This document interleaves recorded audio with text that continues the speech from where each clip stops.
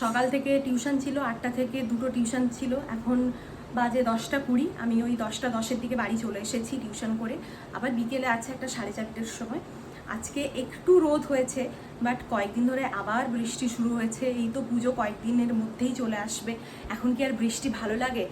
তো দেখা যাক আজকে কি হয়। না বৃষ্টি হলেই ভালো, পুজোতে তো সবাই মজা করে, তাছাড়া কত মানুষের অনেক কিছু ইনকাম থাকে, ওখানে অনেক স্টল দেয়, আরও অনেক কিছু থাকে। তো বৃষ্টি হলে ওগুলো একদমই ভালো লাগে না।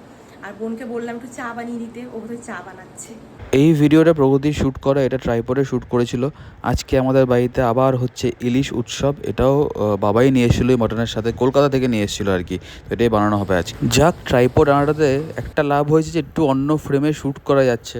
এখন এখানে প্রগতি রান্না বান্না জোগাড় করছে, এবার রান্না করবে আর কি। মনে হচ্ছে ওই ভিডিও করবে হারে আনন্দর জন্য, সেরকম আর কি পুরো রেডি করছে ব্যাপারটাকে।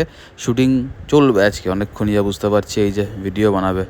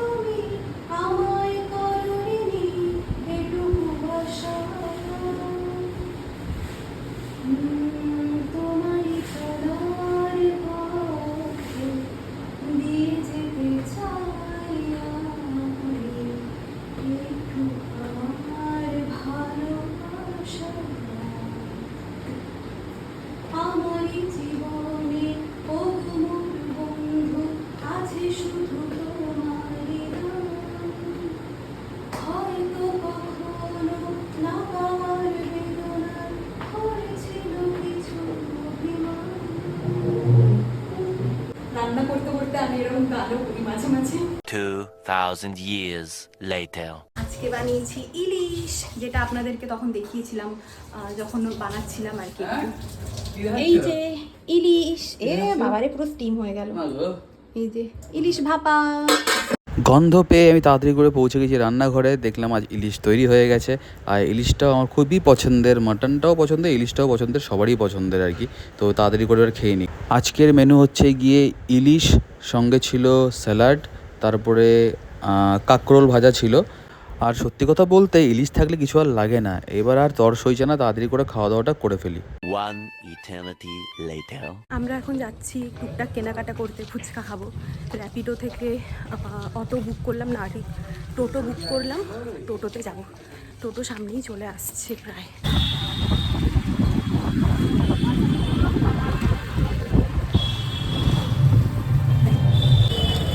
রাস্তার মধ্যে ব্যানার লাগাচ্ছে, একটু আগেই একটা জায়গায় চিত্রার ওখানে লাগাচ্ছিল, আবার এখানে লাগাচ্ছে, নাকি ভেঙে পড়ে গেছে। ভগবান জানে কি অবস্থা, মানে কোনো কিছুই ঠিক নেই আর। আপনারা হয়তো নিউজেও দেখেছেন এরকম যে ব্যানারটা ভেঙে পড়েছে। এটার কিছুক্ষণ আগেই প্রগতি এখান দিয়ে পেরিয়েছে আর কি। তো আমার তো দেখে রাগ উঠছিল যে কিছুই ঠিক করে কেন হয় না বোলপুরে। পুজোর বাজার, এখানে এত মানুষ শপিং করছে, তার মধ্যে এরকম অ্যাক্সিডেন্ট হচ্ছে, এগুলো তো মানে খুবই বাজে ব্যাপার। আর রাস্তায় তো গাড়ি ঘোড়া বড় চলছেই, সেই নিয়ে আর কি বলবো, বলে বলে তো ফেড আপ হয়ে গেলাম। তারপরে বোধহয় প্রগতি কিছু একটুখানি বাটা শোরুমে সেরকম মনে হয় কিছুই পাইনি। নতুন এটাও হয়েছে, বাটার এই দোকানটা নতুন ওপেন করেছে, ভালোই আছে এখানে কালেকশন। জুতো বোধহয় সেরকম পছন্দ হয়নি, সাইজও ছিল না, তাই সবাই মিলে এখন দাঁড়িয়ে দাঁড়িয়ে ফুচকা খাচ্ছে। বোন, প্রগতি, বাবা ফুচকা টুচকা খেয়ে আর কি বাড়ি এলো। সব কিছু কাজকর্ম করে চলে এলাম। বাটাতে আমরা গেলাম, দুটো জুতো পছন্দ করলাম, দুটোরই সাইজ নেই। আর সাইজ নেই, ওটা আমাদেরকে বসিয়ে রাখলো প্রায় 20 মিনিট বা তারও বেশি, তারপর বলছে যে নেই। এগুলো খুব বিরক্তিকর লাগে। যাই হোক, চলে এলাম তারপর বাড়ি আর কি। বোনের পুজোর জামা পরে ট্রায়াল দেওয়াও হয়ে গেল, আজকে এটাও নিয়েছে। আমি অফিস থেকে চলে এসেছি, এবার চা খাবো, সঙ্গে এই যে চিড়াটা যেটা বাবা নিয়ে এসছে। ইউনিক একটা প্যাকেজিং, বেশ ভালো লাগলো। আজকে রাতে ডিনার হচ্ছে গিয়ে এটা আর মাছ না বাউল মাছ কি একটা কিছু, মানে মাছটাতে সেরকম কাটা হয় না। এটার রেসিপি যদি দেখতে চান আপনারা, তাহলে ইনস্টাগ্রামে গিয়ে আহারে আনন্দকে ফলো করে নেবেন। আর আজকে রাতের ডিনার সঙ্গে বেগুন ভাজাও কিন্তু ছিল, এটা বেগুন থাকা কিন্তু মাস্ট। The next morning. সবাইকে গুড মর্নিং। এই তো জাস্ট উঠলাম, এখন বাজে হচ্ছে গিয়ে 8টা 1। এই জাস্ট উঠিনি, মানে ওই 7:30 নাগাদ উঠে যাই আর কি। তো বেশ এবার চাটা খাবো, দেন কিছুক্ষণ পরে রেডি হবো, দেন চলে যাবো অফিস। আর তো কোনো কিছু নেই আছে করার। তো প্রগতি যেগুলো শ্যুট করেছে ওইগুলো এখন এডিট করে ব্লগ হিসাবে আপনাদেরকে দেখাবো। তো চলুন দেখা হবে নতুন একটা ব্লগ নিয়ে পরে। ভালো থাকবেন, টাটা।